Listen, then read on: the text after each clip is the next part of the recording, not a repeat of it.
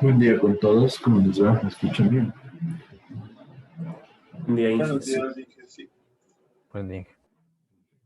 Entonces vamos a empezar con esto, por favor. Está Sebastián bien. Presente, Inge, buenos días.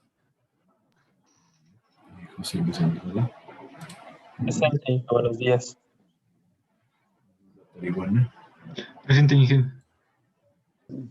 Bueno, ahorita vi un mensaje que has puesto acerca del examen final. Porfa, Sí, a lo sí, que Inge. acabamos la clase, quédate y conversamos, ¿sí? Ya, listo, Inge.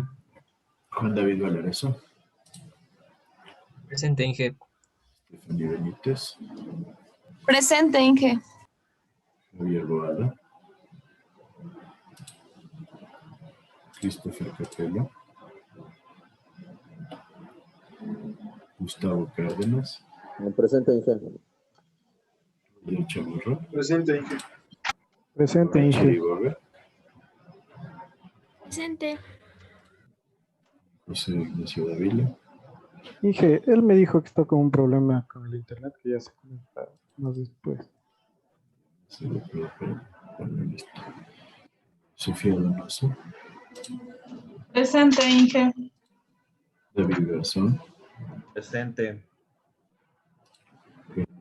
¿No? Presente. Y Natasha Mejía.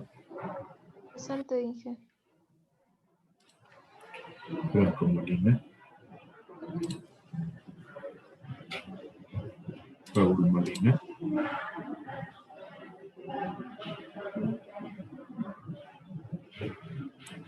Iván Paredes. Inge. ¿Sí? Creo que no me tomé lista o creo que me olvidé de decir presente. ¿Quién me dice? No. Paul Molina. Paul ahorita acaba de decir y no me respondes. Iván Paredes, sí. Sí, Inge, presente. Jessica Peñafiel. Presente, Inge. Carlos Proaño. Presente, Inge. Jason Quimbita. Presente. Luis Rojas.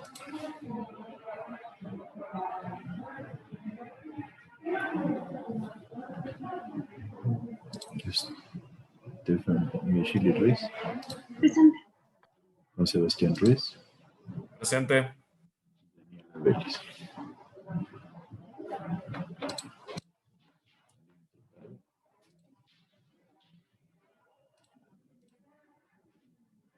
Entonces, Ingeniero, buenos días. Daniela Vélez, creo que no escuché o algo. bueno, esto es. Listo. Gracias. Perfecto, Inge, entonces, a mí me voy a poner en lista. Eso acabo de preguntar y me responde. Boda, Javier. Así nomás entré. Listo, entonces. Bueno, no se olviden que con ustedes quedamos el examen para el viernes 18 de 7 a 9, ¿sí? Por solicitud de Fernando Castro. Entonces, un estudiante me solicitó revisar el horario. No podemos cambiar el general, así que, porque ya lo mandó Fernando al decanato. Entonces ya conversamos del final de esto. Entonces, Disculpe que me ajá. interrumpa. El problema es que creo que sucede con otro examen, pero ya está prácticamente solucionado del otro examen, no se preocupe. Sí, ya, perfecto, mejor. Sí, porque después es un lío ahora cambiar cualquier fecha. Pero entonces, bueno, eso. De acuerdo. Listo, entonces, no se olviden, tenía un trabajo, ustedes creo que les dejé para el 8. No se olviden.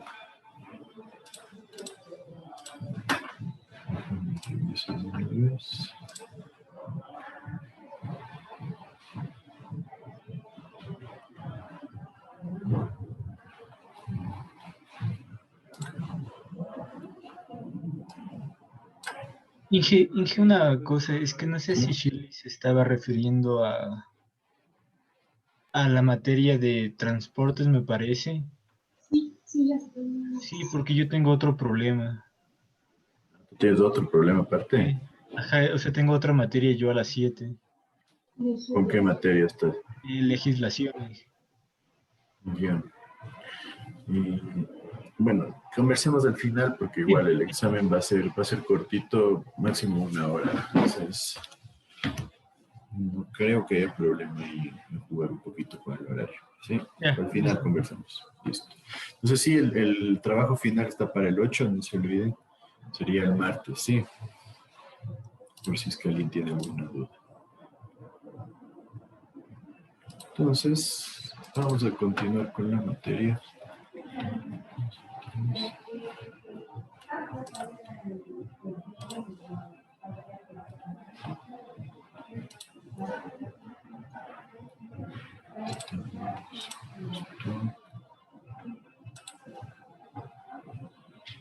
En la escorrentía intensidad de lluvia, ¿no es cierto? Entonces ya revisamos un par de ecuaciones de intensidad de lluvia, ¿sí? Las ecuaciones básicas. Y recuerden que nosotros las obtenemos a través del INAMI, ¿sí? Entonces, denme un segundo, por favor, señor.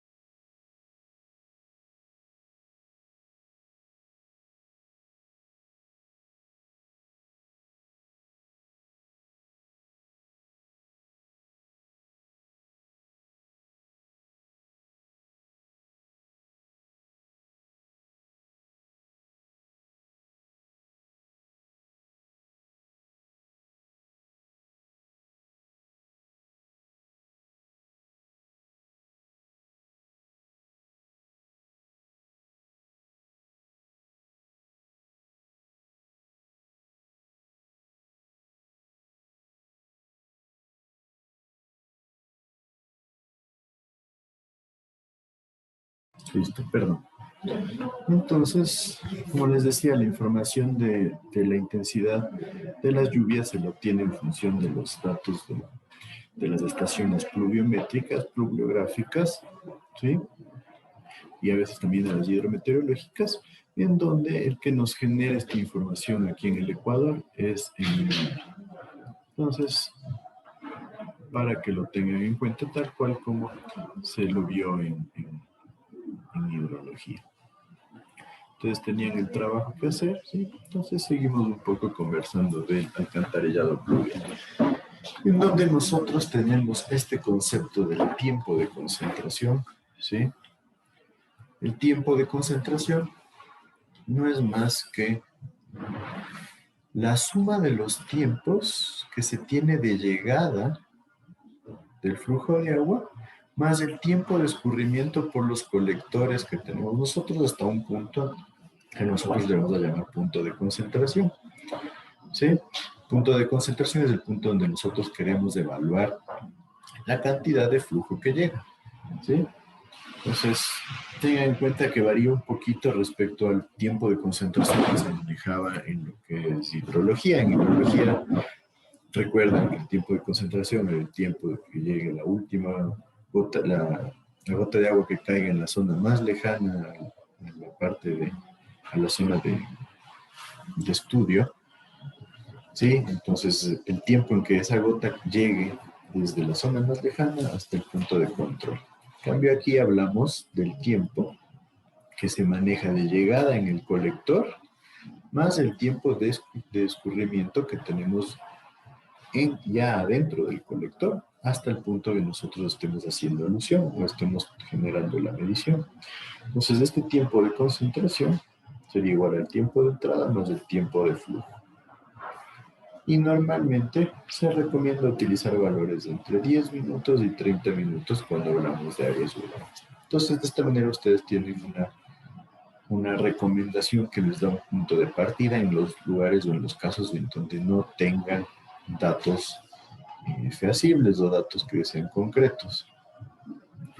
Entonces, el tiempo de entrada, que es un componente del tiempo de concentración, vamos a definirlo como el tiempo necesario para que el escurrimiento superficial, ojo, todo el escurrimiento superficial, llegue desde el punto más alejado hasta el primer sumidero.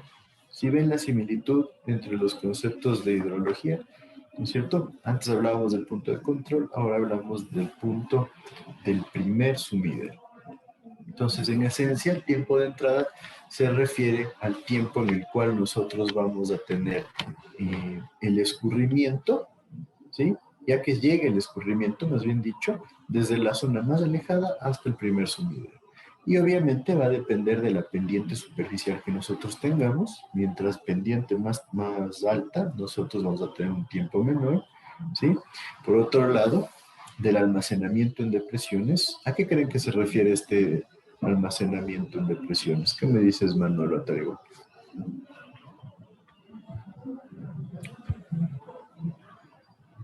Yo creo que sería cuestión de...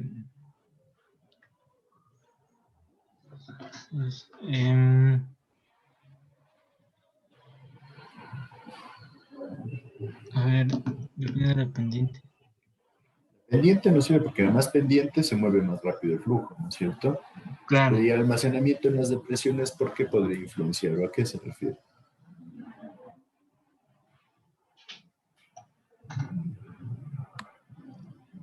Es como que del nivel de... Yo creo que puede ser en cuanto al tipo de terreno. Tipo de terreno y qué podríamos tener, a qué podríamos referirnos como almacenamiento en depresiones. ¿Qué se te viene a la mente? ¿Qué sería más? Se podrían, no sé, quedarse sedimentos en esas depresiones. Más que sedimentos, se nos puede quedar el agua en esas depresiones. Entonces, por ejemplo, si tenemos una zona con una depresión así, puede acumularse agua aquí. Entonces, ¿qué va a pasar con este tiempo de entrada? Que el escurrimiento superficial se va a reducir porque una parte del escurrimiento se va a quedar acumulada. ¿Sí o no? Entonces, por ese lado va el almacenamiento en depresiones. ¿Sí me siguen? Sí. Entonces, aparte nos dice la cobertura del suelo. ¿Por qué la cobertura del suelo? ¿A qué creen que se refiere? ¿Qué me dices, Shirley Ruiz?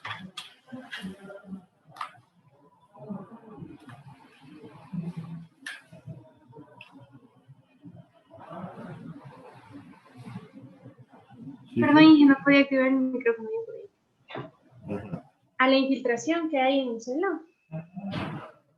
Tal vez, ¿no? La cobertura no tanto a la infiltración más bien va por el tipo de suelo que tengamos. ¿Pero qué podría ser? Al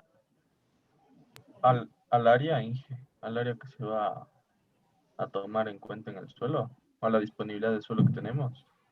Tipo de suelo sería tipo de suelo específicamente, pero cuando habla de cobertura, El área de aporte sería. sí, pero dentro del área de aporte tenemos el suelo. Cuando hablamos de cobertura, ¿a qué creen que nos enfocamos? Puede ser a cómo está colocada la tubería. O sea, es como en la base en donde está colocada la tubería. No, todavía recuerden que es el tiempo de No, entrada, ¿qué puede estamos ser hablando de escurrimiento. a que el área de suelo escurrimiento. pueda...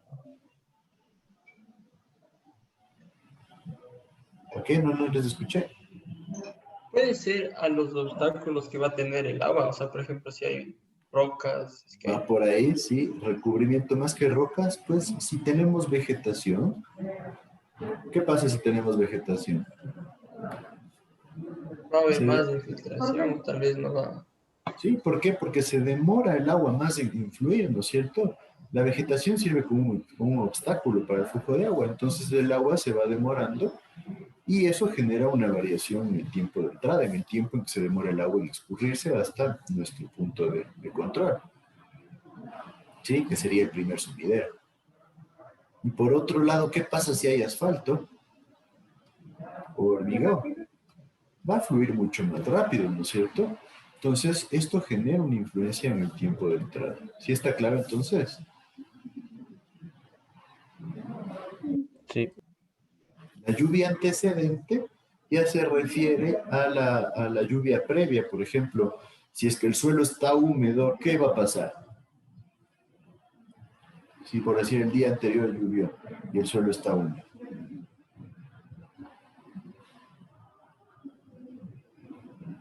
El suelo estaría saturado.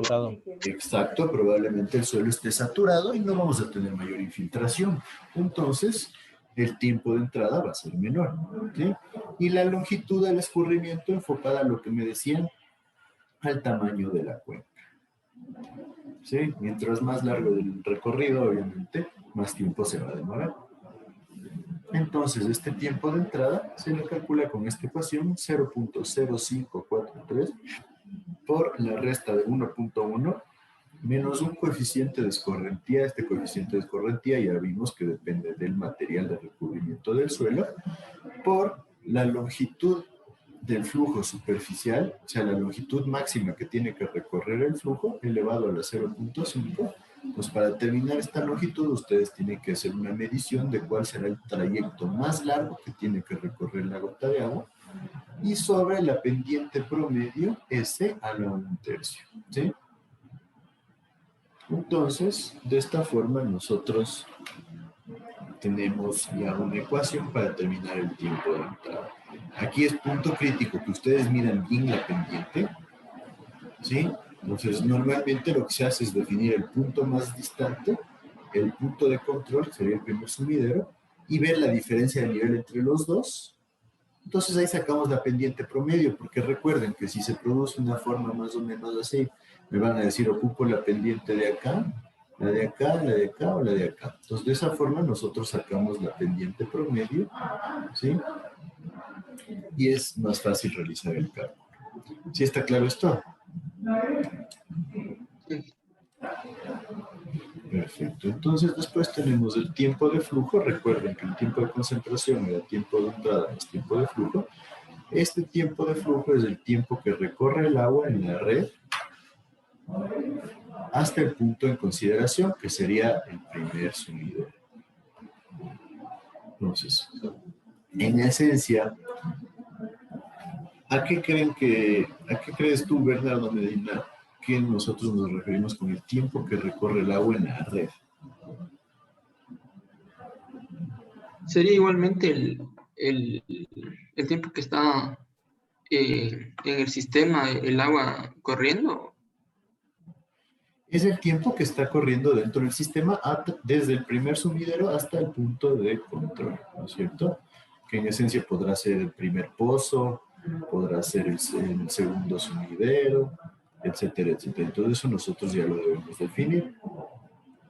Entonces, ¿cómo se calcula este tiempo del flujo? Como la longitud de tubería que estamos analizando sobre 60 veces la velocidad del flujo, ojo, la velocidad dentro de la tubería. Entonces es bastante, mucho más simple, podríamos decirlo, ¿no es cierto? Porque solamente determinamos cuál es la velocidad del flujo en la tubería fácilmente, ¿no es cierto? Eso ya lo debemos nosotros tener en cuenta. Y por otro lado, la longitud de la tubería es un dato con el que debemos contar sí o sí, entonces no hay ningún problema en este caso. Y ese 60 de la fórmula solo es para la transformación que nos den minutos. Perdón, no te escuché bien. Que ese 60 veces la velocidad solo es para la transformación y que el tiempo nos den minutos. Exacto, sí. Porque nosotros vamos a utilizarlo como el tiempo en minutos.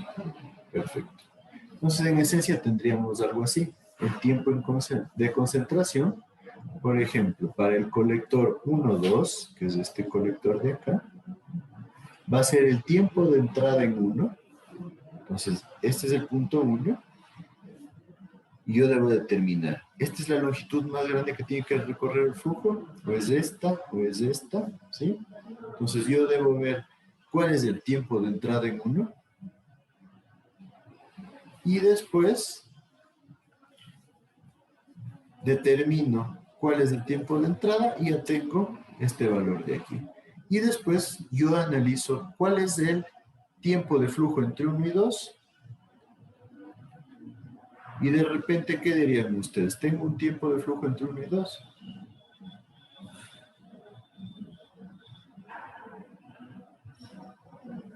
En este caso debemos decir que no, ¿sí? Esta es la parte que tenemos que aclarar. ¿Por qué? Porque todo el flujo que va a haber en este colector 1,2 va a ser el que se genere debido al tiempo de entrada en el punto 1. Entonces, nosotros vamos a tener que el tiempo de concentración en este colector 1,2 va a ser igual solamente al tiempo de entrada, ¿sí? Entonces, vamos a ver acá qué pasa en cambio para el tiempo de concentración en el tramo 2,3. ¿Perdón? Una pregunta, no entendí la diapositiva anterior. Entonces, a la final, el tiempo de concentración va a ser tomando en cuenta la ruta que tenga la longitud más grande. Exacto.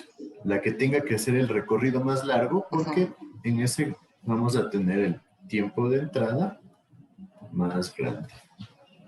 ¿Sí? O sea, ya les contiene, como decía, las otras dos gotas. Claro, obviamente, sí.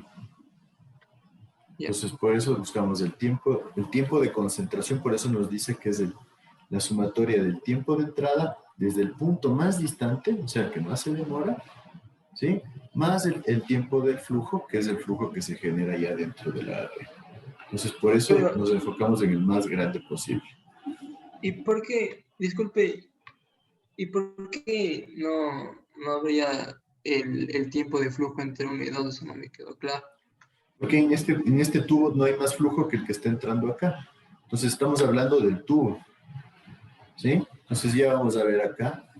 Para el siguiente caso, mira, si es que consideramos el colector 2,3 como nuestro punto de análisis, en este caso sí vamos a tener ya un punto adicional a considerar. Entonces, ¿qué debemos considerar entre el colector 2,3? Dos opciones. ¿Cuál es la mayor? Obviamente, porque el tiempo de concentración debe ser el mayor.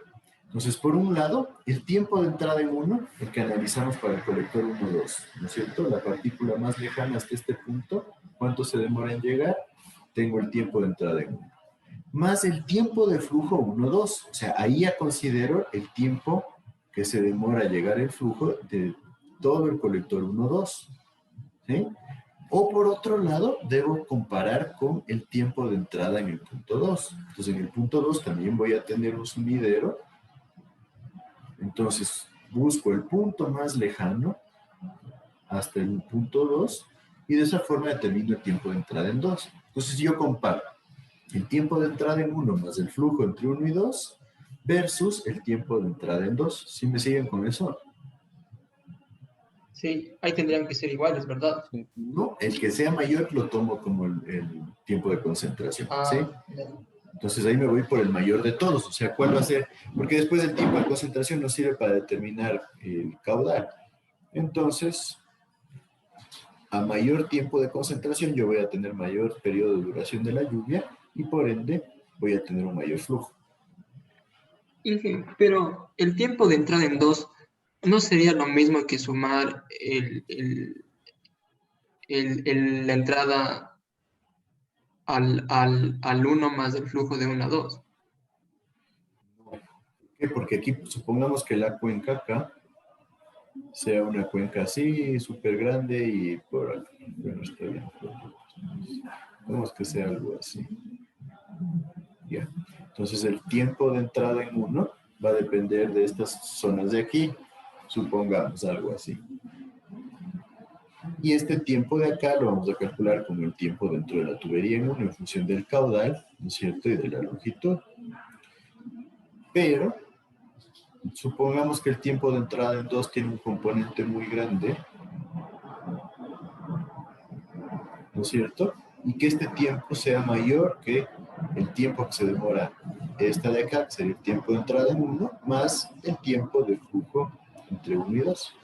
Entonces yo hago una comparación y digo, la suma de estos dos es mayor o menor que este.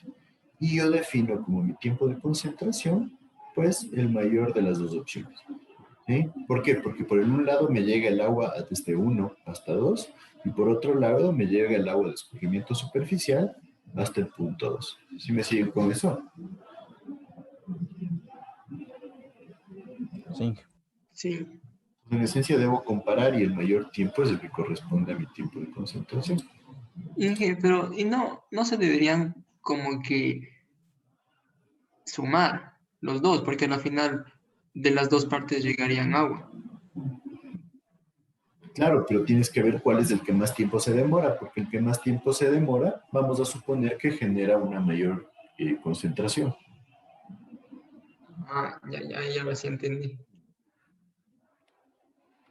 Perfecto, entonces, después nosotros tenemos que analizar el área de drenaje, que depende de la topografía, ¿no es cierto? Y esta es el área de aportación para el alcantarillado pluvial, ¿no es cierto? Y genera una variación respecto a la del alcantarillado sanitario. Pues nosotros debemos considerar diferentes espacios donde puede generarse escurrimiento de agua lluvia, ¿sí? Y cuáles serían los lugares más vulnerables para que se generen inundaciones. En esencia, aquí estaríamos hablando de dónde hay depresiones,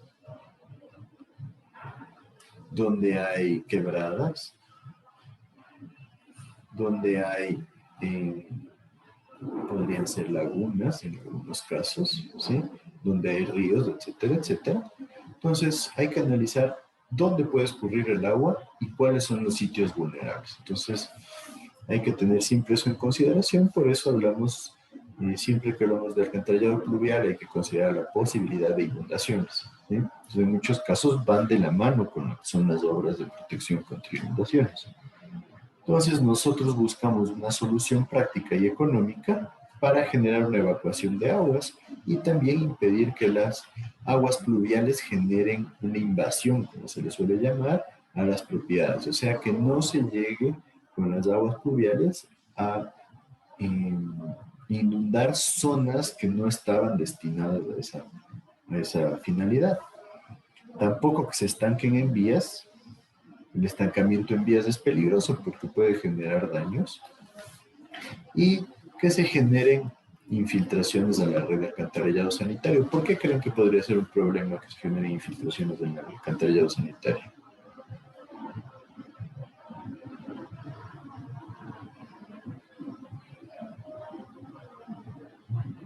Porque al fluvial no se le da mantenimiento, pero al sanitario sí, entonces aumentaría el caudal y obviamente aumentaría el tratamiento, perdón.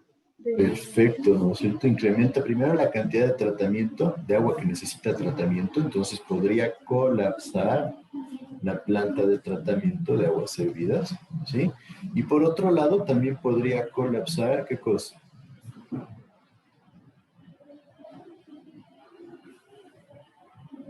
La tubería, en realidad.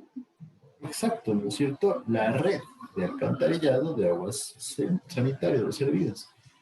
¿Y qué pasa si colapsa esto? Pues se genera un problema sanitario, porque el agua va a llegar a las calles, no debería, ¿sí?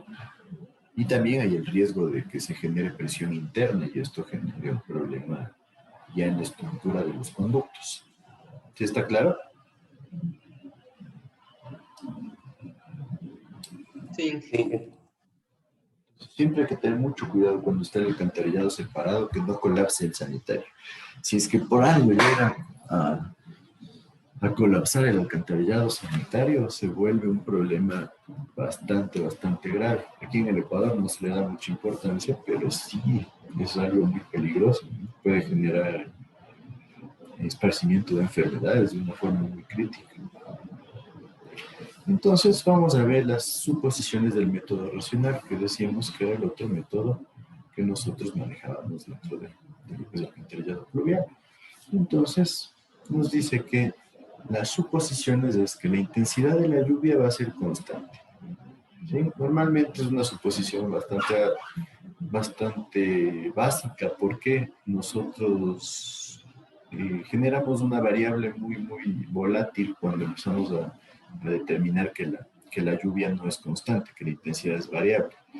Entonces, no sé si ustedes se han fijado, pero hay ratos en donde tenemos una lluvia súper fuerte y pasan 10 segundos o 20 segundos y se convierte en una llovizna. Entonces ahí tenemos variaciones importantísimas de lo que es la intensidad de lluvia y esto normalmente genera variaciones bastante fuertes en lo que son los resultados. Entonces nosotros suponemos que la intensidad se vuelve constante, ¿sí? Obviamente constante a lo largo del tiempo. Y el otro caso es que sea homogénea en la superficie de la cuenca. Siempre que hablamos de áreas pequeñas, ¿a qué nos referimos o qué queremos decir con homogénea en la superficie de la cuenca?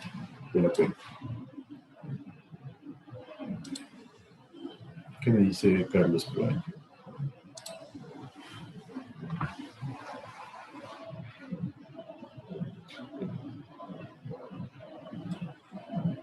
O sea que es, como dice la palabra homogénea, o sea, es una sola, o sea, ¿se refiere? Una sola con.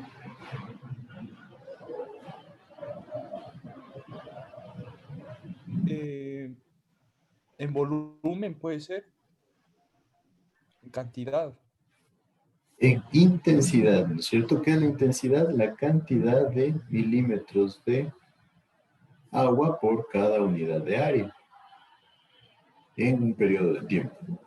Entonces, decimos que es homogénea, si vas por ahí, porque se distribuye de manera igual para toda la cuenca. ¿Sí? ¿Qué significa eso? Que asumimos que la intensidad de lluvia es la misma en toda la superficie de la cuenca. En todos los puntos se genera la misma intensidad de lluvia. ¿Crees que eso es real, Carlos? No, pero podemos hacer una suposición tal vez. Exacto. No es real, va a ser muy difícil que eso sea real. Y obviamente, la cuenca más grande que hay en el mundo, la cuenca del Amazonas, no va a decir ni de chiste, eso va a ser real. Entonces, por eso la acotación de que para áreas pequeñas, para cuencas pequeñas. Pero igual en cuencas pequeñas, nosotros también tenemos variación, tenemos volatilidad en lo que es la intensidad de lluvia. Entonces es una suposición que sabemos que no es real, pero nos sirve para poder generar un análisis básico. ¿Sí? Entonces, en esencia lo que vamos a tener es algo así. Intensidad versus tiempo donde la realidad nos dice que vamos a tener una intensidad mucho más grande a lo largo del tiempo en cierto periodo específico. Y por otro lado, la suposición del método racional es que la intensidad va a ser la misma a lo largo del periodo de tiempo. ¿Sí?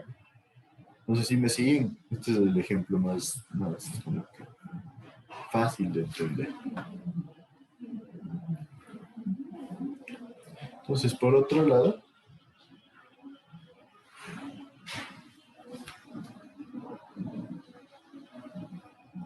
nosotros vamos a suponer que la duración de la lluvia va a ser igual al tiempo de concentración.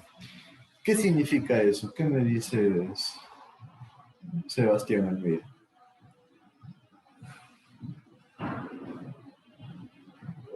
Inge, ¿cuánto tiempo va a durar la lluvia? O sea, en un tiempo en lo que se va a llenar. ¿Ya? Y esto es igual al tiempo de concentración. ¿Qué era el tiempo de concentración? Era cuánto, o sea, un cierto porcentaje que siempre va a estar ahí del agua. No, el tiempo de concentración. Lo acabamos de ver.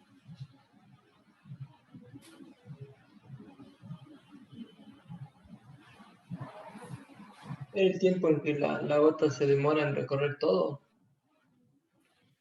Tiempo en que la gota se demora en recorrer todo. Perfecto, ¿no es cierto? Aquí estamos ya hablando no de la red propiamente dicha, sino de la cuenca. Perfecto. Entonces significaría que la lluvia va a durar el mismo tiempo que se demora la partícula más lejana en llegar al punto de concentración o al punto de control. Entonces, en esencia nos dice, si esta es la intensidad respecto al tiempo, nosotros vamos a tener que en el punto de máxima concentración, nosotros tenemos el tiempo de concentración, va a durar lo mismo, esta es la duración en tiempo, la lluvia dura lo mismo que, la lluvia dura lo mismo que el tiempo de concentración que tenemos hasta llegar al punto de máximo caudal. Entonces esto es fácil de entender aquí porque nosotros hablamos del tiempo de máxima concentración cuando la gota que estaba más lejos llega al punto de control. Entonces, ¿qué significa? Que en ese tiempo yo tengo el máximo caudal o el caudal más crítico. ¿Sí me siguen con eso?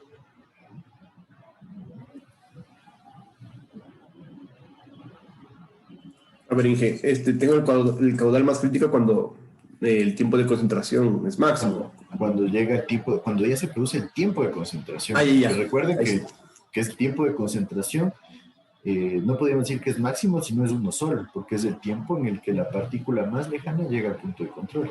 Entonces, ¿qué significa? Que toda el agua que llovió ya está llegando al punto de control y por ende el caudal va a ser el más crítico posible. ¿Y por qué el tiempo de concentración no acaba cuando se acaba la curva? ¿Cuál curva? La de abajo. La del triangulito este. Ajá. Porque ya llega un punto en donde el tiempo de concentración es máximo y de repente el caudal empieza a bajar. Sí, porque ya se está drenando todo el agua. Pero entonces, el final de la cuenca sería hasta el Q máximo, hasta el Q crítico. ¿Cómo el final de la cuenca? Ahí sí no te entendí. O sea, el tiempo de concentración dijimos que era el tiempo en que se demoraba recorrer la gota más lejana hasta el punto de control sería. Este es el punto de control. Entonces la gota más lejana probablemente sea la de acá. Entonces el tiempo que esta se demora es el tiempo de concentración. Entonces, ¿qué pasa? Está lloviendo. Entonces empiezan a ir las gotas hacia el punto de control. Entonces, cuando nosotros tenemos esta gota que es la más lejana, que ya se transporta y llega al punto de control, nosotros vamos a tener el caudal máximo en este punto de control. ¿Por qué? Porque ya toda la lluvia está llegando al punto de control. Entonces ese es el caudal crítico. ¿Sí? Entonces ya vamos a tener todo el agua llegando al punto de control. Y obviamente ese punto de control tiene un drenaje, pero ya llega a este punto crítico y después nuevamente empieza a disminuir el caudal. Si me siguen ahí. Esto es un poquito de hidrología. Inge, disculpe, pero ahí también dependería de la intensidad, porque hay lluvias que son demasiadas intensas con tiempos cortos de duración. Exacto, entonces nosotros nos enfocamos, como veíamos anteriormente, una de las suposiciones es que la intensidad de la lluvia se mantiene constante, ¿sí? Por eso les decía, no es real, pero es una forma de generar una suposición para tener una idea del flujo de agua que va a llegar al punto de control. ¿Sí está claro ahí? Ya, Inge, ahí sí. Porque ustedes me pueden decir, por acá capaz que por acá no está lloviendo, y por acá la intensidad es de la mitad que acá.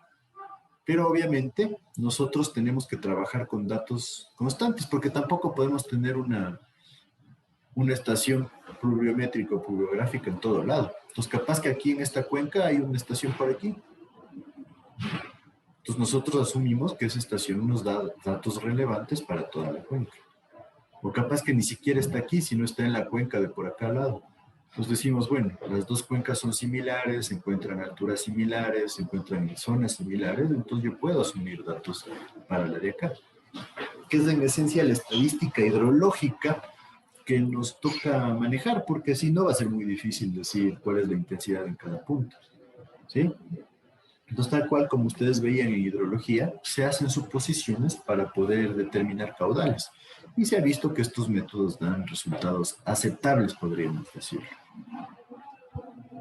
¿Sí está claro? Inge, una Sí. pregunta última.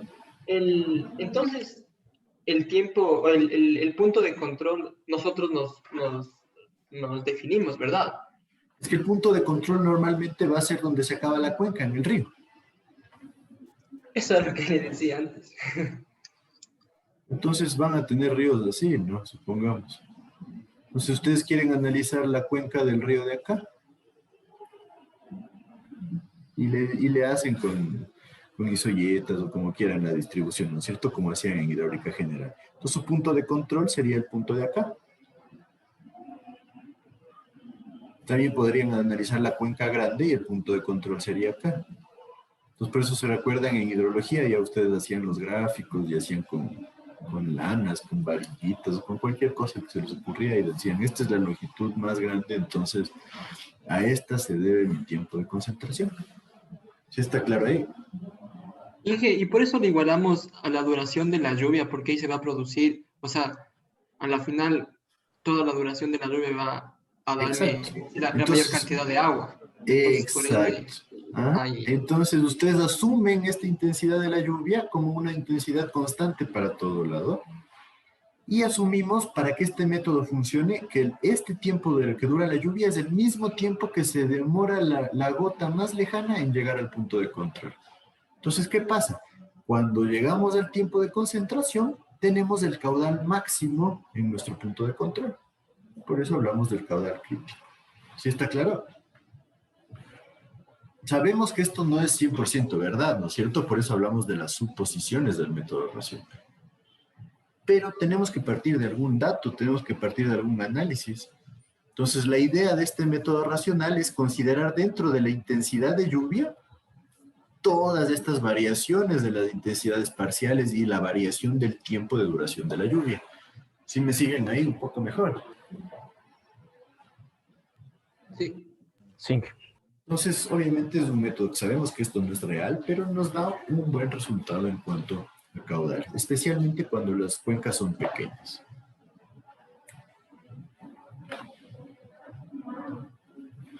Por otro lado, también nos dice que en la aplicación del método racional nosotros vamos a utilizar un coeficiente constante C con el paso del tiempo, ¿no es cierto? Es el coeficiente de escurrimiento.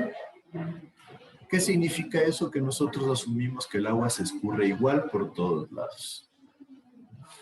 Sabemos también que eso no es real, pero, como les digo, nos da un resultado aceptable, porque parecería muy simple la hidrología, pero es muy compleja. No sé si ustedes se acuerdan del ciclo hidrológico. El ciclo hidrológico se lo ve como algo súper simple, ¿no es cierto? Todo el agua que entra es igual a todo el agua que sale y todo maravilloso. Pero hay un montón de datos bastante variables, como por ejemplo, si en un lado tengo césped y en el otro lado tengo vegetación grande y en el otro lado tengo un bosque, nosotros no vamos a tener un escurrimiento similar. Entonces, el escurrimiento superficial no va a ser el mismo en los tres sitios, la infiltración no va a ser la misma en los tres sitios, el escurrimiento subsuperficial, o sea que va justo debajo de la superficie, tampoco va a ser la misma, porque se genera una influencia importante. Entonces, serían demasiadas variables a considerar. Cuando hay muchas variables a considerar, los cálculos se vuelven demasiado complejos. Entonces, por eso la hidrología genera simplificaciones, como lo que estamos viendo aquí, para obtener resultados que se puedan considerar aceptables. ¿Sí? Entonces, este método racional también nos dice que se considera válido cuando tenemos duraciones de lluvias menores a 1 hora. ¿Sí? Entonces, no tenemos periodos demasiado prolongados. Es algo común en muchos sitios, ¿sí? Hay zonas donde tenemos bosques nubosos, por ejemplo, en donde esto no podrá funcionar. Pues ya tenemos ahí una limitación de este método. Y nos dice que el coeficiente del que estábamos hablando normalmente tiene un valor entre 0 y 1. ¿Sí? Desde que el periodo o el tiempo está en 0 hasta cuando el suelo ya está saturado. Obviamente, cuando el suelo se satura, nosotros vamos a tener una disminución en lo que es la infiltración y esto va a generar una variación en el escurrimiento. Entonces, nuevamente vemos que hay un montón de variables que influencian en el escurrimiento y, por ende, nosotros tenemos que hacer suposiciones como hemos ido viendo. Entonces, en esencia, ¿cuáles son las consideraciones que tenemos nosotros? A mayor periodo de retorno, mayor intensidad de lluvia. Mayor intensidad de lluvia nos genera mayor escorrentía o mayor caudal que va sobre la superficie. Y también, en este caso, alcantarillado pluvial, que mayor caudal que vamos a tener nosotros para el sistema. Y si tenemos mayor caudal, nosotros vamos a necesitar un mayor diámetro. Si tenemos un mayor diámetro, pues el proyecto va a ser más costoso. Y si es que es más costoso, generamos una mayor protección. Entonces, en esencia, ¿qué nos está diciendo? ¿Cuál podría ser el resumen de este pequeño diagrama? ¿Qué me dice Gustavo Cárdenas?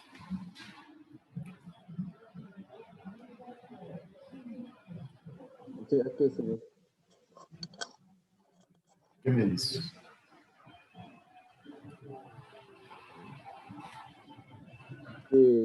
O sea, sí que a mayor periodo de retorno vamos a tener mayor intensidad, o sea, si llueve más vamos a tener mayor escorrentía, mayor diámetro, mayor intensidad.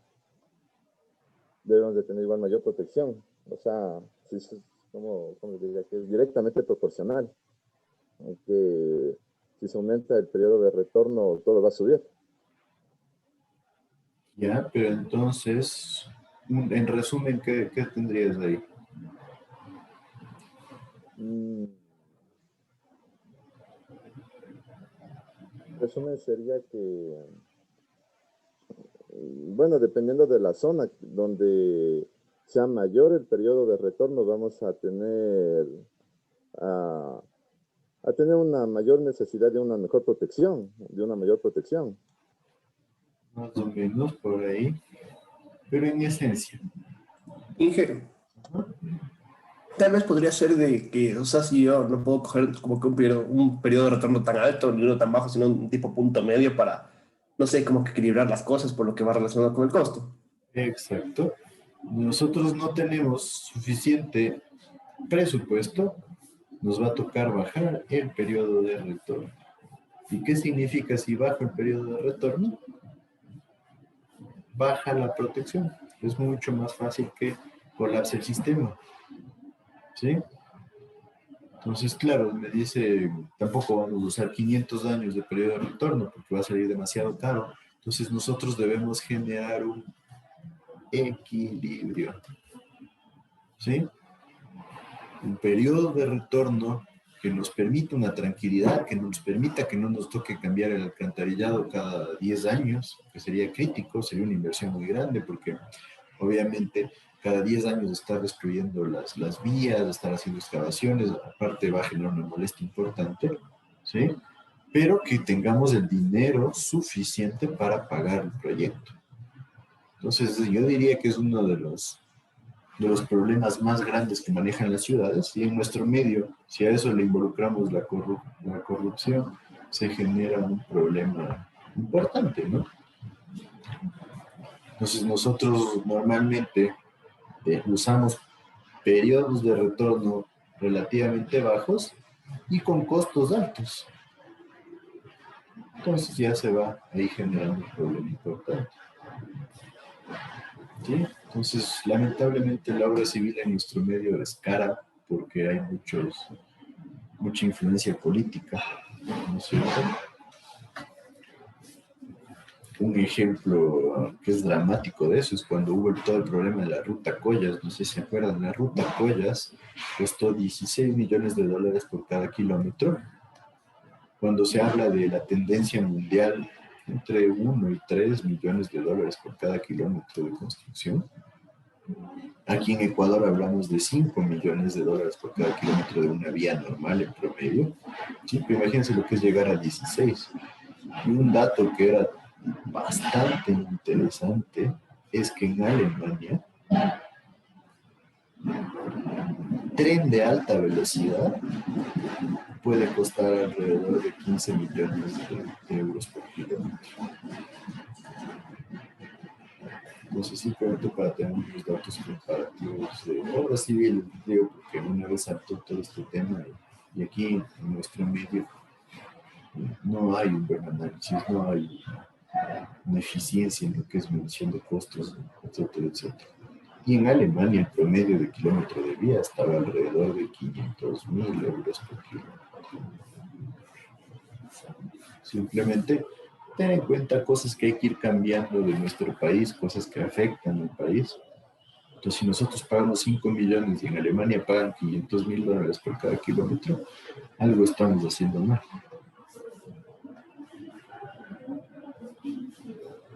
Entonces, aquí tenemos varias imágenes, ¿no es cierto? Alcantarillado pluvial, la colocación de tubería.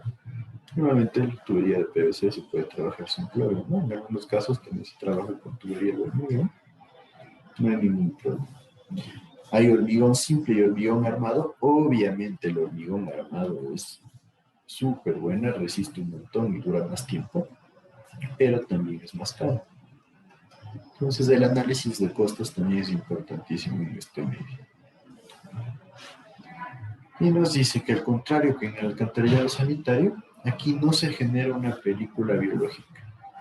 ¿Qué significa una película biológica? Pues que las caras internas del conducto se acumulen lo que son elementos biológicos, ¿no es cierto? Desechos orgánicos, desechos biológicos, químicos también, etcétera, etcétera. Entonces hay una mejor calidad del agua, obviamente, por eso decíamos que a veces ni siquiera se la trata, sino se la envía directo al río.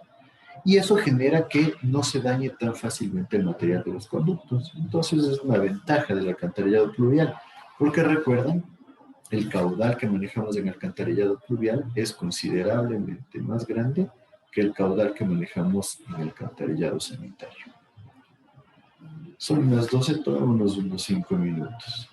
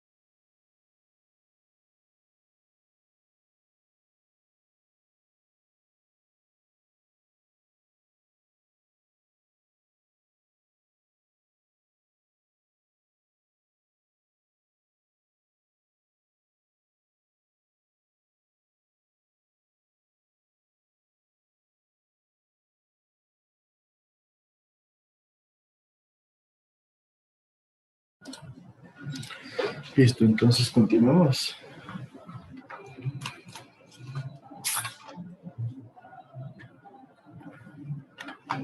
Sí.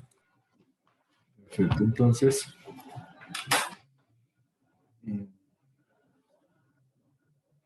en cuanto a los criterios de diseño de este alcantarillado pluvial, nosotros vamos a tomar en cuenta que el diámetro mínimo va a ser 250 milímetros, ¿no es cierto? Es mayor al alcantarillado sanitario, ¿no es cierto? Obviamente porque el volumen de agua que se maneja es considerablemente mayor. La profundidad mínima va a ser de 1,20 m.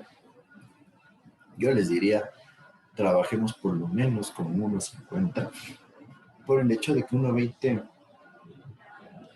realmente no da lugar a que se puedan generar unas conexiones de manera adecuada, especialmente por las pendientes necesarias. La profundidad máxima también, igual que en el alcantarillado sanitario, entre 5 y 5,50, ¿sí? Lo mismo que decimos para el alcantarillado sanitario, suele ser demasiado. Esto suele significar gastos demasiado altos. ¿Por qué? Porque probablemente ya necesitamos un entibamiento para las paredes laterales. Ya la máquina no va a poder ingresar tan profunda. La colocación del tubo se hace más compleja. Entonces esto encarece demasiado el proyecto. Entonces normalmente yo les diría, no se debe llegar a tanta profundidad, ¿sí? Y en colectores es otra cosa, en colectores principales de la ciudad, pero en líneas normales sería demasiado hablar de 5, 5, 5. Y nos dice que el calado máximo se define como el 100% del diámetro.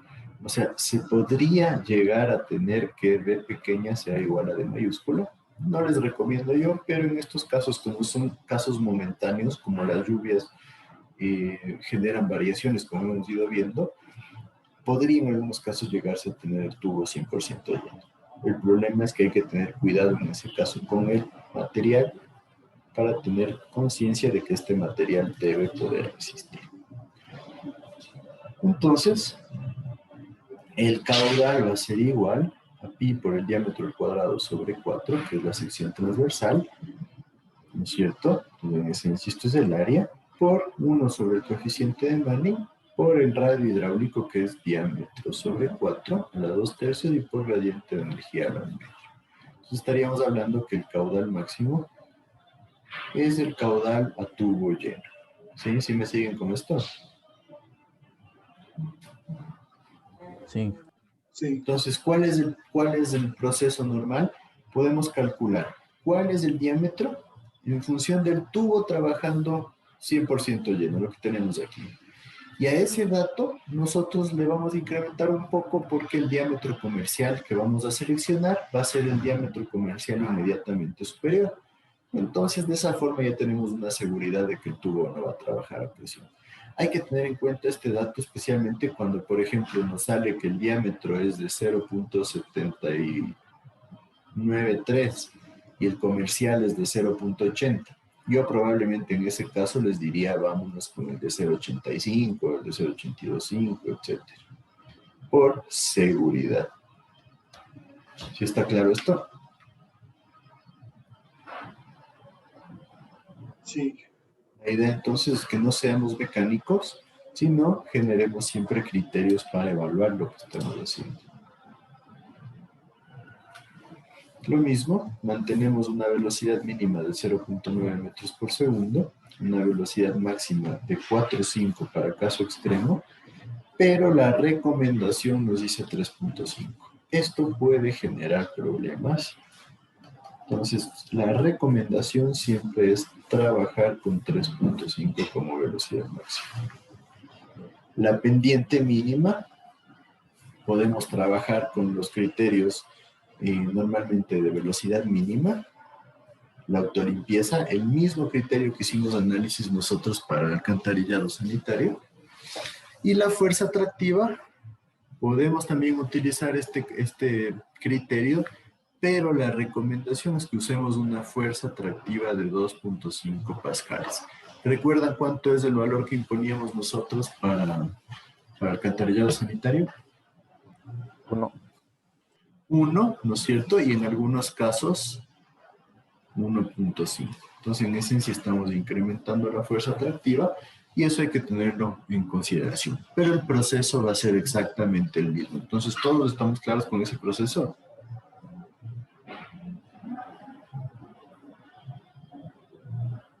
¿Qué me dice? Sí. Sí. Listo. Entonces era bastante simple. Así que es exactamente lo mismo. Entonces, como ven, el proceso es el mismo. Hay ciertas variaciones pequeñas. Hay que considerar la intensidad de lluvia, hay que considerar el periodo de concentración, etcétera, etcétera. Pero en los criterios nos vamos por el mismo lugar. ¿Alguien alguna duda de esto que es alcantarillado pluvial?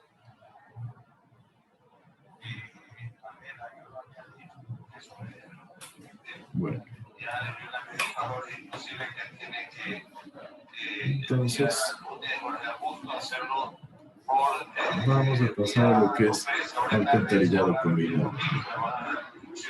En el alcantarillado combinado, nosotros vamos a trabajar con un flujo total que tenga aguas lluvias y aguas frías. Entonces, en esencia, nosotros vamos a tener algo similar a lo que sucede aquí en Quito, ¿no es cierto? En donde tenemos agua lluvia que se acumula en sumideros que sale de edificios, de viviendas, etcétera, etcétera, y agua servida que sale también de las conexiones domiciliarias, como se conoce. Es lo mismo si hay cunetas de vías, si hay drenajes de parques, si hay canalizaciones exteriores de algún tipo, etcétera, etcétera. Inclusive hasta sistemas de control de inundaciones, el flujo se manda al alcantarillado combinado. Entonces, en esencia, se mezcla todo el flujo y esto debería ir a una planta de tratamiento. ¿Qué dijimos? Aquí en Ecuador hay poquísimas plantas de tratamiento. No se trata el agua servida por el hecho de que esta red de alcantarillado combinado no es recomendable. ¿Por qué no es recomendable? Porque el caudal incrementa demasiado.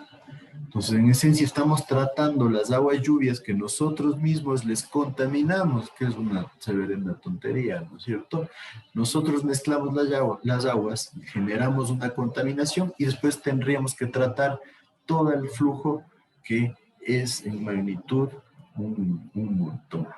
Entonces, normalmente yo les decía que se manejan entre diferencias de caudales máximos de agua lluvias y de aguas servidas, 1.9, 1.8, a veces hasta 1.10.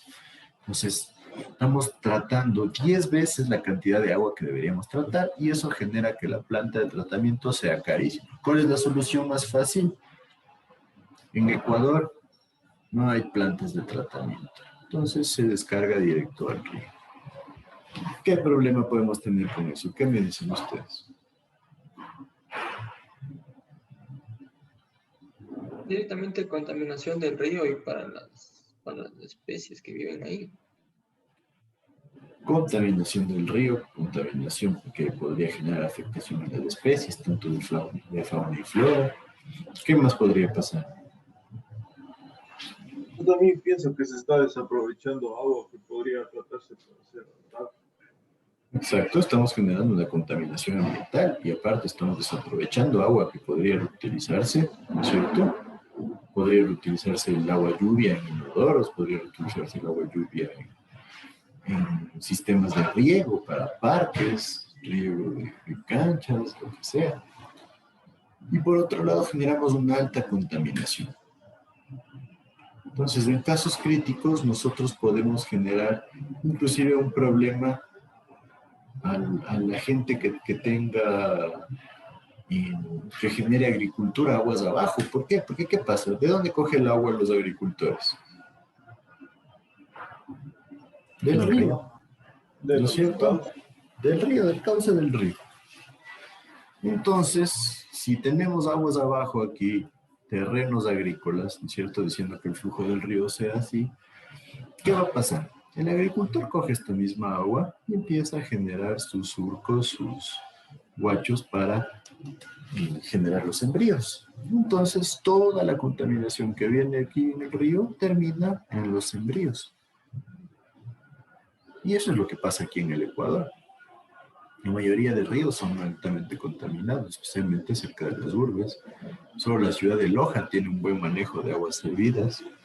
Aquí en Quito tenemos una planta y nada más, que eso es bastante problemático. Les mencionaba, hay una planta de tratamiento que está en diseño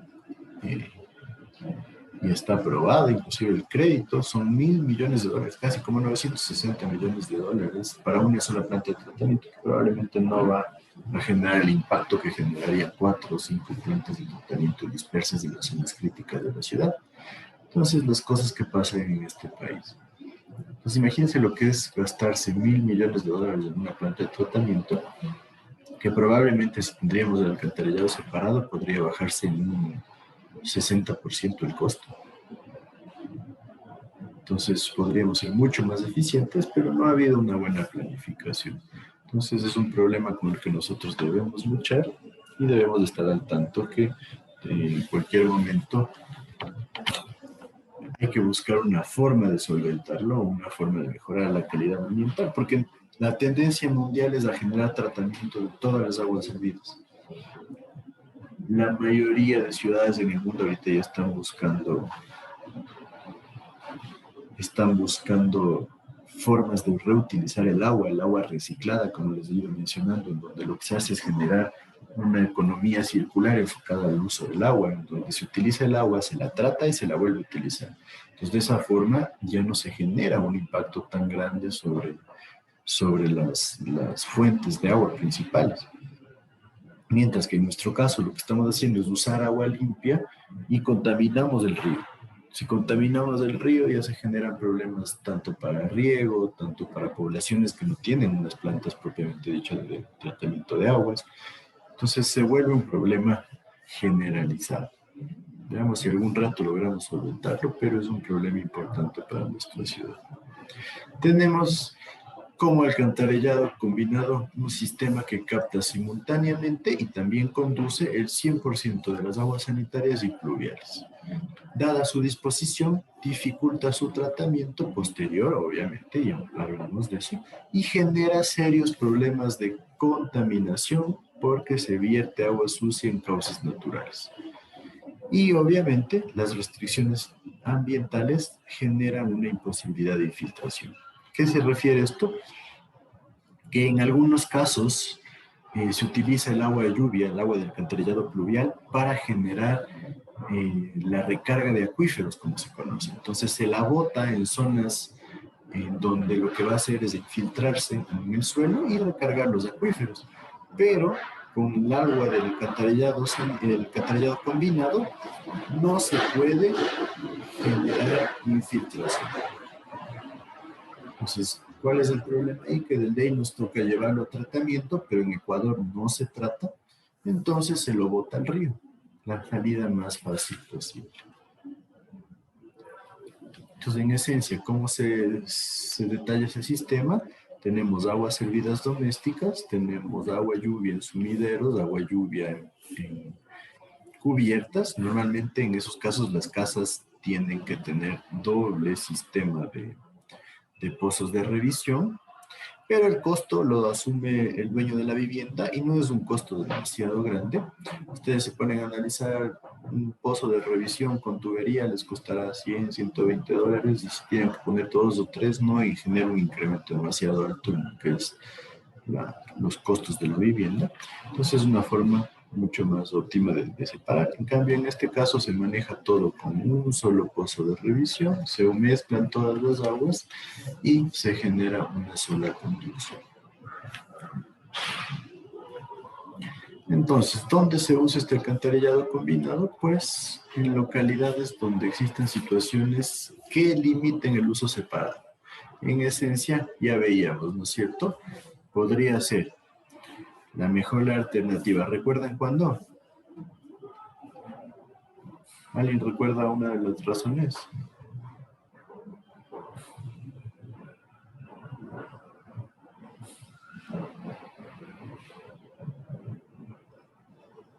No era cuando no llovía nada. Cuando hay poca lluvia, perfecto.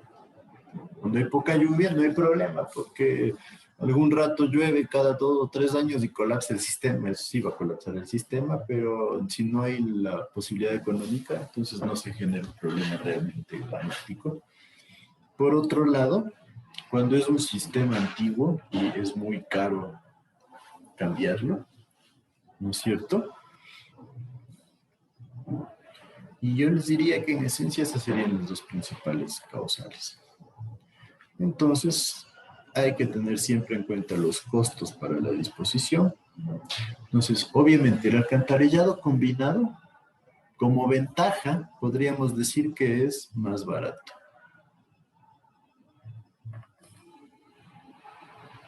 Pero, como desventaja, hay que gastar un montón de dinero en el tratamiento de agua.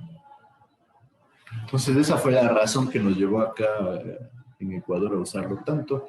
Es más barato en la instalación, sí, porque es solo un tubo, es solo una excavación, no hay que estar poniendo que una línea de conducción en el centro de la vía y la otra en la zona sur o en la zona oriental, etcétera, etcétera.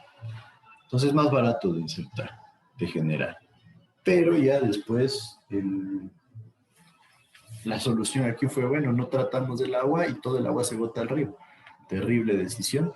Entonces, ahora nosotros realmente no tenemos una buena perspectiva en qué hacer respecto a esto. Entonces, cuando tenemos una densidad de drenaje natural alta, podría también hablarse de esto, pero yo no les recomendaría, porque en esencia la contaminación se mantiene y no sería para mi gusto ni justificación. Entonces, debería justificarse los criterios que se utilizan para generar un alcantarillado combinado, pero realmente yo les diría son pocas las razones que podrían llevarnos a usar esto. El drenaje combinado también va a provocar que en época de lluvia los escurrimientos pluviales se mezclen con aguas residuales. En esencia, en la época de lluvia esto puede llevar a un colapso, ¿sí? Por el mismo hecho del periodo de retorno del que nosotros hemos hablado. Si nosotros tenemos un periodo de retorno más grande para el proyecto, va a ser más caro. Entonces, si el periodo de retorno es más bajo, tenemos un ahorro importante. Entonces, en épocas de inundación, si no tomamos un buen periodo de retorno para el análisis de caudales, nosotros vamos a tener un colapso. Y un colapso puede ir de la mano con generación de problemas sanitarios. Como les decía, si el agua empieza a llegar a las calles, esto sí va a ser difícil de manejar y obviamente el problema lo va a sufrir la población porque todos los locales de comida, toda la gente que transita por las vías van a estar en contacto con los desechos sanitarios. Entonces, siempre se debería tratar antes de ser descargado, pero no se genera esta situación crítica. Por otro lado, el drenaje combinado por el que se descargan las aguas negras de escurrimientos pluviales puede ser un problema en época de lluvia, lo que hablábamos. Se puede generar inundaciones, se puede generar sobreflujos y estos sobreflujos se conocen como demasías de alcantarillado combinado. Excesos de agua respecto a lo que estaba calculado. Entonces es importante porque las demasías generan un problema importante. Entonces, toda esta mezcla de agua lleva contaminantes. ¿Qué contaminantes? Sólidos gruesos, sólidos orgánicos, que es terrible, basuras flotantes, grasas que también generan un problema, agentes orgánicos, ¿sí?, que requieren de DBO, llevamos bacterias, en algunos casos bacterias que no son nada beneficiosas, y también demanda química de oxígeno, en donde la demanda química de oxígeno es más peligrosa porque significa que contamos con químicos en el agua y en algunos casos estos químicos son muy difíciles de remover. Entonces, esto sí tiene un problema. Y lo mismo agentes patógenos, que lo que se refiere es que son agentes que causan enfermedades. Entonces, en esencia tenemos una mezcla tóxica dentro del agua y esa mezcla estaría dirigida directamente al río. ¿Por qué? Porque inclusive cuando nosotros tenemos un sistema de alcantarillado combinado que esté bien hecho, un sistema que tenga todos los requisitos, para la condición de lluvias de gran intensidad, donde se va a colapsar probablemente el flujo de agua, nosotros vamos a colapsar el alcantarillado. ¿Qué significa esto? Que nosotros normalmente tenemos dentro de este alcantarillado combinado un punto de desfogue, donde hay pequeños vertederos para evitar que no se genere un flujo importante siempre, pero sí se va a botar el agua directamente al río. Entonces, así el alcantarillado combinado tenga todos los criterios de diseño, esté bien hecho, siempre hay la posibilidad de botar agua contaminada al río. Y si botamos agua contaminada al río, vamos a generar contaminación ambiental. Entonces, nuevamente, otra de las razones por qué es crítico el uso de este tipo de alcantarillados. ¿Sí? Entonces, ¿para qué se genera esta descarga o este tubo de descarga? Para proteger a la planta de tratamiento. ¿Por qué? Porque la planta de tratamiento no puede colapsar. Sería un daño peor. Si la planta de tratamiento colapsa, ¿a dónde desfogaría el agua? Probablemente a todas las zonas de sus alrededores. Entonces, por eso nosotros le damos una salida más fácil y botamos esa agua al río. Entonces, un montón de razones para no utilizar este tipo de alcantarillado. Entonces, estas demasías de alcantarillado que hablábamos, véase, ponen en peligro la salud de la población porque llevamos una mezcla tóxica en el agua, ¿sí? Y si esta mezcla tóxica son expulsadas por el drenaje en caso de una inundación, en esencia en las calles, y se vierten directamente a un cuerpo de agua receptor, o sea, un río, se pueden generar enfermedades como, por ejemplo, la dermatomicosis, que es una afectación debido a las bacterias en la piel, infecciones respiratorias agudas por los químicos, parasitosis, porque obviamente vamos a tener un montón de parásitos en el agua, fiebre, diarreas por todo el contenido orgánico y patógenos que maneja el agua, y genera una contaminación ambiental para las fuentes de agua y problemas del medio ambiente. ¿Por qué? Porque si nosotros descargamos esta agua en el río, vamos a tener una disminución en la fauna y flora. Entonces, los ríos tienen su capacidad de autolimpieza, sí, pero debido a la población mundial que manejamos ahorita, esa capacidad de autolimpieza en la mayoría de casos se ha vencido, especialmente cuando no hay un buen tratamiento de agua. Hay ejemplos clarísimos. Por ejemplo, si ustedes se van a la India, el río Ganges es el principal río de la India y es el principal río que recibe un montón de descargas. La India tiene, ya debe estar sobrepasando los 1.250 millones de habitantes y no existe un buen manejo sanitario en la India. Hay un montón de ciudades con poblaciones súper grandes, que son ciudades pequeñitas, o que se encuentran colapsadas, o son ciudades satélites en donde no hay un buen manejo sanitario. Entonces, imagínense qué pasa. El río Ganges, por eso, es uno de los ríos más contaminados del mundo. Entonces, ese problema sanitario se vuelve un problema ya global en este país.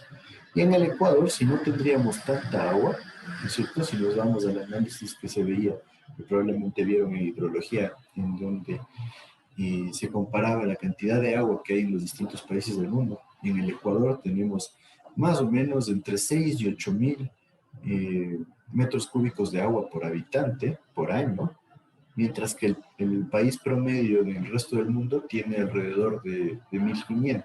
Nosotros tenemos entre 6 y 7 veces, entre 4 y 6 veces más cantidad de agua que el resto del mundo. Entonces, por eso no es que vemos un problema realmente contaminar el agua. ¿Por qué? Porque tenemos mucha agua, especialmente en las vertientes del Amazonas, que son las vertientes en el lado oriental del país, todo el oriente, y tenemos demasiada agua para la población.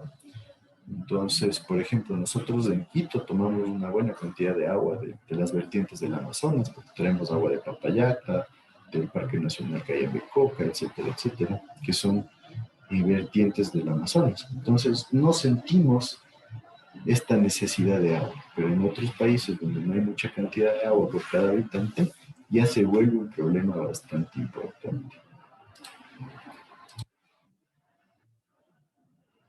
En esencia, ¿cuántas veces no hemos visto esto en Quito? ¿Qué me dicen ustedes?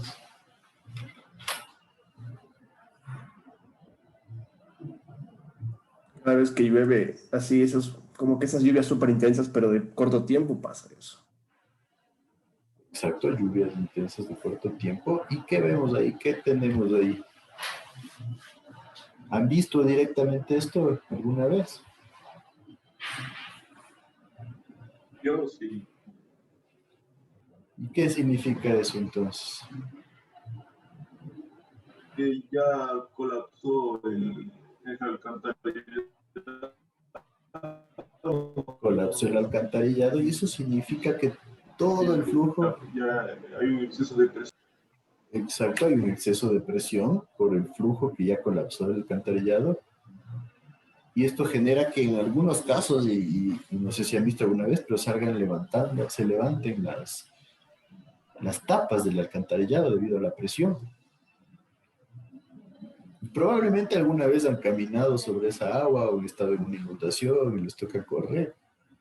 Toda esa agua está contaminada, toda esa agua tiene patógenos, tiene parásitos, tiene bacterias, tiene químicos, tiene todo tipo de materia orgánica.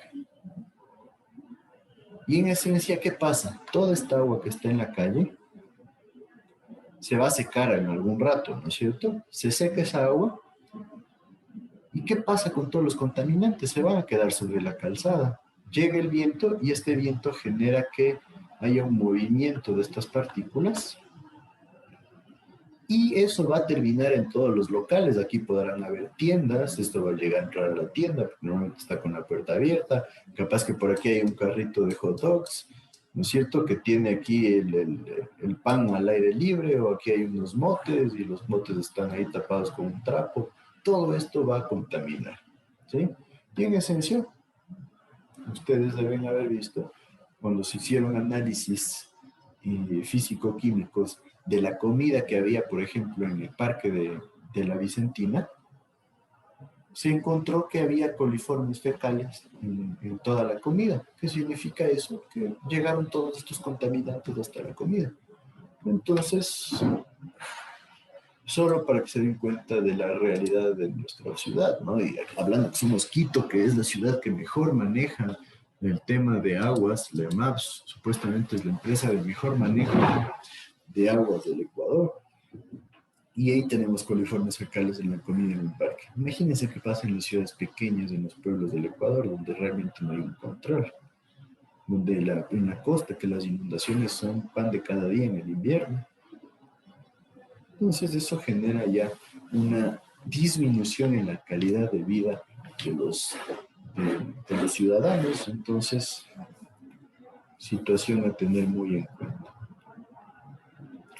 Por otro lado, otro problema de estas demasías en alcantarillado combinado es que colapsan las plantas de tratamiento, lo que ya estábamos hablando.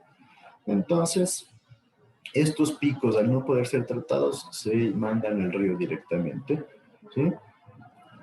Entonces ya se genera también un problema económico, porque no se puede tratar las aguas, no funciona bien la planta y pueden llegar a colapsar las plantas. Si colapsan las plantas, igual el tratamiento no va a ser el adecuado. Entonces, en muchos casos se debe generar un detenimiento del funcionamiento. Entonces, colapsa el sistema de alcantarillado y en muchos casos se apaga la planta de tratamiento y toda el agua se bota al río. Entonces, situación muy crítica que nosotros debemos considerar. Entonces, en algunos casos, para evitar estos problemas, se construyen plantas más grandes, pero obviamente, si quiero una planta más grande, eso significa que el costo se me va a subir. Y si el costo se me va a subir, yo necesito más inversión. Entonces, nos dice, a veces se generan plantas del doble o el triple de tamaño del necesario. Entonces, esto realmente yo les diría es inviable, porque esto es botar la plata en la basura. ¿Sí? Tener una planta que solo trabaja cuando hay inundaciones es botar la plata a la basura, especialmente en zonas donde necesitamos inversión en muchos sectores como es nuestro medio. Entonces, ¿cuántas veces no hemos estado nosotros así? Inclusive podríamos decir que este caso se ha dado varias veces en el Paso Deprimido al frente de nuestra universidad, ¿no es cierto? Toda esta agua de aquí está contaminada tanto por basura como por parásitos, como por bacterias, como por químicos, como por materia orgánica, etcétera, etcétera. Y este señor aquí con chanclas en el medio del agua. Simplemente para que se den cuenta, y esta imagen yo estoy seguro que todos la vimos alguna vez. ¿Qué me dicen? ¿Alguien tiene algún comentario de esto?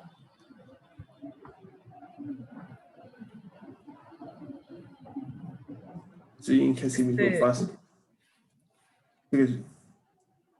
Entonces, ¿qué piensan? ¿Pero qué piensan de esta situación? Porque esto pasa en Quito, ¿no? Y pasa seguido en Quito. Hace 2 meses pasó en La Pampa. Imagínense todo el agua que entró al centro comercial, no debe haber sido solo agua lluvia, ¿no?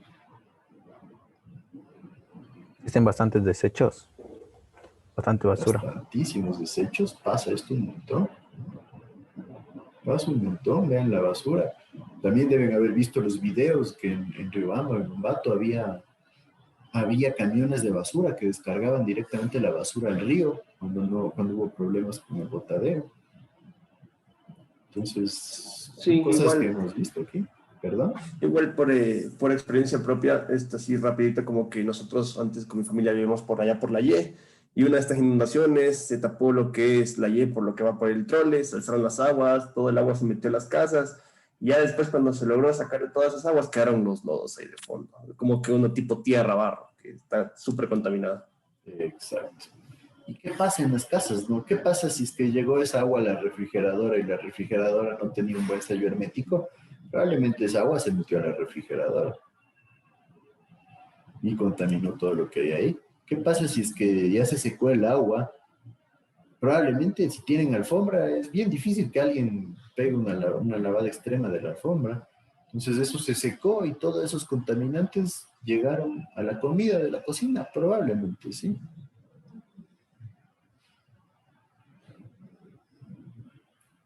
Entonces, hay que tener eso muy en cuenta. Son situaciones muy críticas que pasan aquí en el Ecuador, pan de todos los inviernos. En esencia, este gráfico nos dice, obviamente, claro, si está bien tratada el agua, nosotros vamos a tener una descarga bastante aceptable. Si es que no hay un buen dimensionamiento, no hay un buen tratamiento, vamos a terminar descargando las aguas sucias a los ríos. Y esto sí es bastante crítico. Entonces, las ventajas, como el que les decía, los costos son una ventaja porque es menos inversión, pero no debería ser analizado solo en los costos de inversión, debería generarse un análisis global en donde nosotros necesitamos generar tratamiento y vamos a ver que jamás va a ser un buen negocio un alcantarillado combinado. Entonces, no sé qué alcalde fue el que decidió hacer un alcantarillado combinado, pero el problema que generó se va a mantener hasta el infinito, hasta que alguien llegue y nos diga, se cambia todos los colectores principales y se genera una nueva distribución de alcantarillado. Entonces veamos si algún día se da algo así. También se dice que hay consideraciones del tipo ambiental que pueden generar problemas con el agua contaminada. Debería generarse una dilución de aguas residuales, debería generarse algún tipo de medida, pero aquí en el Ecuador ponemos restricciones ambientales gravísimas. Por ejemplo, para los edificios de gran altura tienen que generar tratamiento de agua, tienen que generar manejo de aguas lluvias, etcétera, etcétera. Pero de repente, como les mencionaba clases atrás, se encuentran con agua de nivel freático, agua subterránea. ¿Y cuál es el problema? No hay ningún requerimiento de hacer algo con esa agua si no se la bota al alcantarillado. Entonces nos ahorramos, no sé, pongamos 100 metros cúbicos de agua lluvia que no mandamos al alcantarillado porque lo usamos para inodoros y lo usamos para las plantas, etcétera, etcétera. Y de repente se botan cientos de metros cúbicos al alcantarillado porque no hay una buena planificación de qué hacer con esta agua. Entonces eso pasa un montón aquí en el Ecuador. Entonces nos dice que otro problema es que en el verano, cuando no hay mucha agua lluvia, se puede tener el problema que las velocidades no sean las suficientes para generar autolimpieza. Entonces ahí es un problema porque nosotros no tenemos la capacidad de generar una velocidad suficiente para que se lleve todos los desechos que tenemos en el conducto. Entonces se puede generar acumulación de materia orgánica y esto puede generar olores y gases. Esto es un problema también porque estos gases también pueden generar daños en el conducto, especialmente si es un conducto de... Entonces nos dice, se requiere un juicioso análisis técnico, económico, financiero y ambiental para definir o recomendar este tipo de procesos. Yo les diría, si es que alguien les propone un alcantarillado combinado, no lo hagan nunca.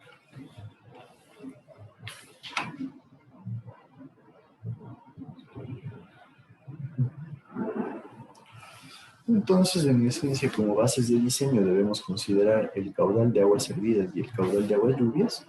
Entonces, el caudal de aguas servidas nuevamente depende del caudal domiciliario, más el caudal industrial, más el caudal de infiltración. Entonces, no se suman las aguas ilícitas porque estas van a ir al agua lluvia. Entonces, es una pequeña diferencia. Y nos dice, si es que el caudal de aguas servidas es menor que el 5% del caudal de aguas lluvias, se puede despreciarlas. Entonces, imagínense, hay casos en el cual el caudal de aguas servidas puede llegar a ser 20 veces menor que el caudal de aguas lluvias. Entonces, en esencia, en ese caso, lo que haríamos es generar una contaminación salvaje de a gratis, por así decirlo.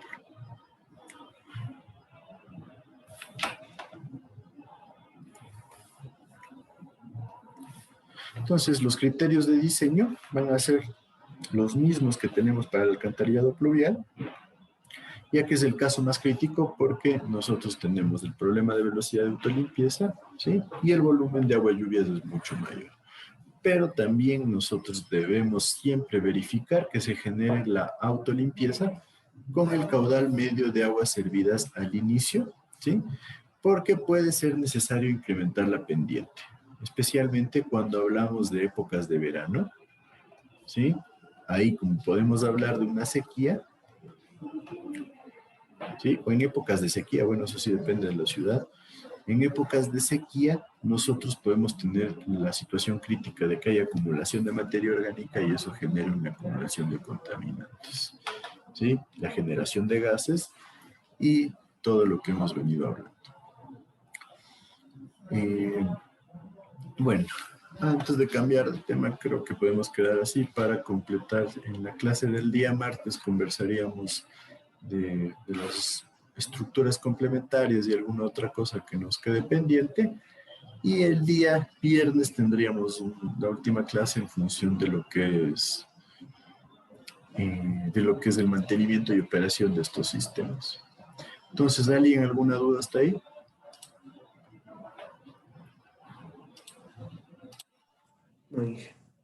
¿No? Listo, entonces podemos quedar ahí por hoy. ¿Hay alguien que no esté en lista? Yo, Inge, llegué tarde, un poco tarde.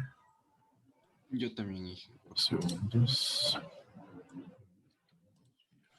Yo hice yo. ¿Quién me dice? Deme apellidos porque toca cambiar de... Rojas. Díaz, por favor, Inge. A ver, Rojas, escuché. Luis Rojas, ¿ya? ¿Quién más? Dávila. Molina, por favor.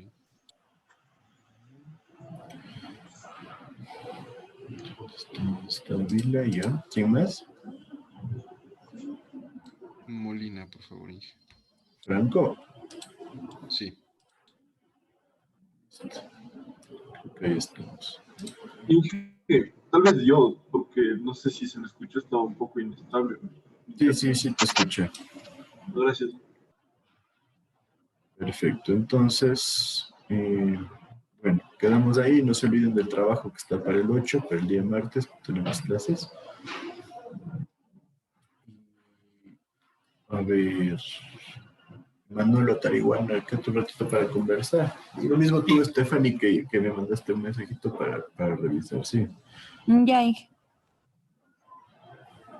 Gracias, Inge. Feliz fiestas de Quito. Hasta luego, Inge. Gracias. Igual, buen feriado para todos, que les Buen vaya día, bien. Inge, gracias. Gracias, Inge. Hasta luego, Inge. Bueno, muchachos.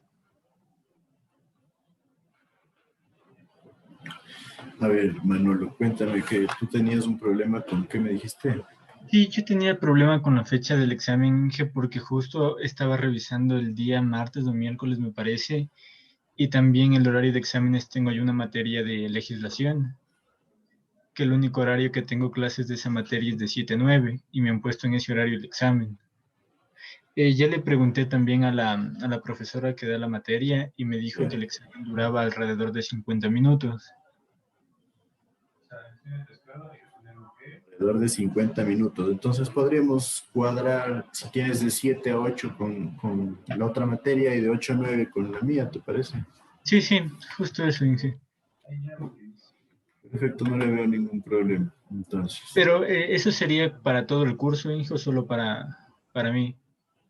ya les voy a definir. Tengo que ver el examen primero, pero yo creo que no va a pasar de 1 hora. Entonces, si no pasa de 1 hora, ahí les pondría probablemente, supongamos, de 7:30 a 8:30. Entonces ahí tú entrarías a la mitad y ya nos ahorramos cualquier tipo de problema. Ya, Inge. Listo, entonces. Ya, quedemos así, Manuel. Ya, gracias, Inge, hasta luego. Hasta luego, buen fin de semana. A ver, y ahora sí, Stephanie, cuéntame tú. Ya, Inge, lo que le preguntaba es que si por favor nos puede ayudar con la retroalimentación del examen práctico, porque no teníamos comentarios, entonces no sabemos en qué parte fallamos. A ver, por ejemplo, ya te he puesto que en el caudal de diseño te falta algo de detalle, por eso te he bajado 0.2, ¿sí? Porque simplemente me ponen la ecuación y me detallan, no me explican nada, entonces ahí pierden 0.2. De ahí... Ya, deme un segundito, voy a abrir mi examen, porque lo tengo aquí ya para ir viendo si no estoy un poco perdida. Inge, A ver, por favor. compártelo, ajá, si tienes ahí, comparte. Ya, deme un segundito.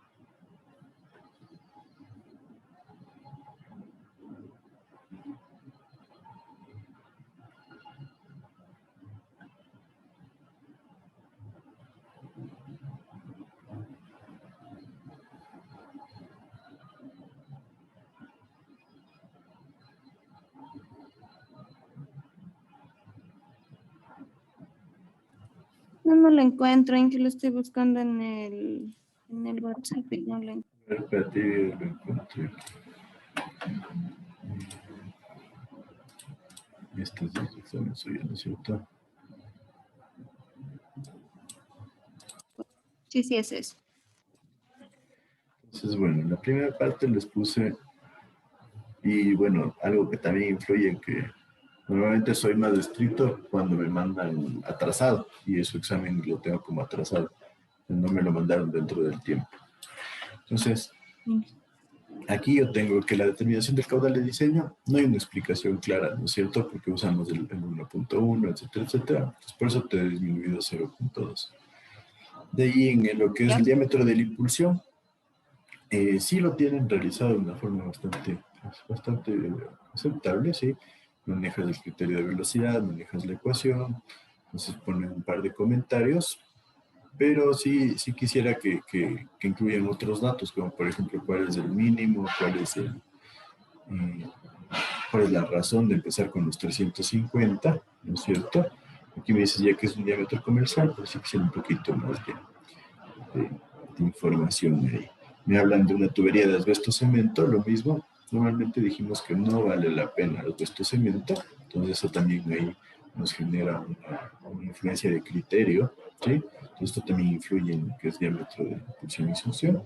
Les bajé un poco más, sí, como les digo, pero por la razón de que es un examen atrasado. Después tenemos la parte de impulsión y succión, que sí me parece que está bastante bien analizada. Y acá me hablan también de lo que es optimización, pero en esencia no me hacen la optimización, porque recuerdan la optimización completa ya incluía todos los costos, entonces no llega a ser definido, entonces eso también influye un poquito ahí.